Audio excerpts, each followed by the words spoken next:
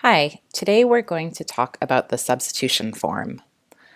The substitution form is something that you might need to fill out after you've applied for graduation if what you put on your graduation application is not exactly what you actually took or plan to take. This is a piece of communication between you and the graduation evaluators so that when the graduation evaluators actually consider what you've completed for your graduation, they can know whether you've fulfilled the requirements that you are supposed to be taking. So what you will do is you'll go to the registrar's website. So you can just Google registrar, find the office of the registrar, and then you'll actually go directly to their forms. You'll go to S for substitution, and you'll see right here is the substitution form as a PDF, okay? So the first important thing to do is to actually download this form, okay? If you type onto this right here, it won't save it in your web browser, okay? So download the form. You can write substitution form for me. Save it someplace obvious like your desktop here. And then open it up. Not that way. Open it up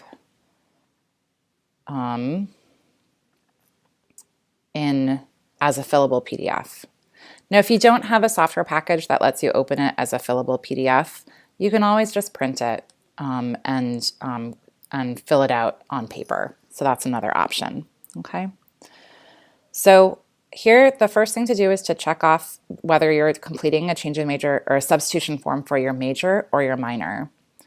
If you're a public health major, you'll do it there. If you are substituting something for your minor, you'll do it there. Okay. So then you put what your major is. You just type in public health. If you have the concentration, you would write with HSA concentration. Okay. The department is Health, Science, and Recreation. And you have to do the college through the drop-down menu, and our college is CASA.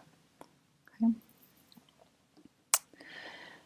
So you'll complete part 1 here, which is your student information. So type in your student ID here, your last name, first name, middle name, your phone number, your email address.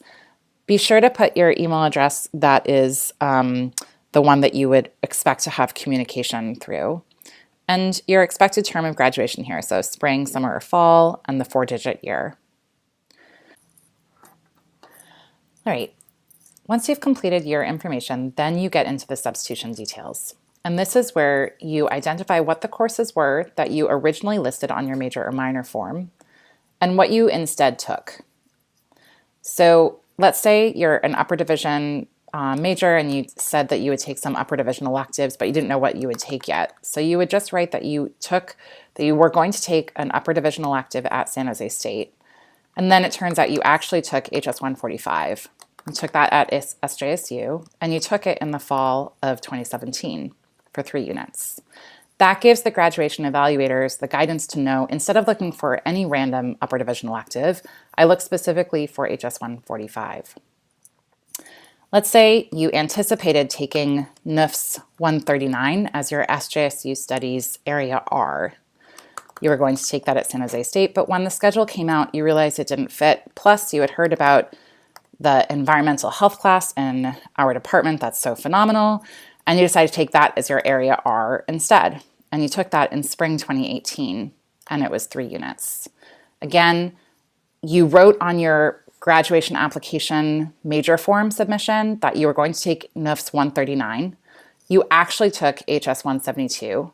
HS 172 and 139 are both Area R classes, and so they substitute evenly one for the other.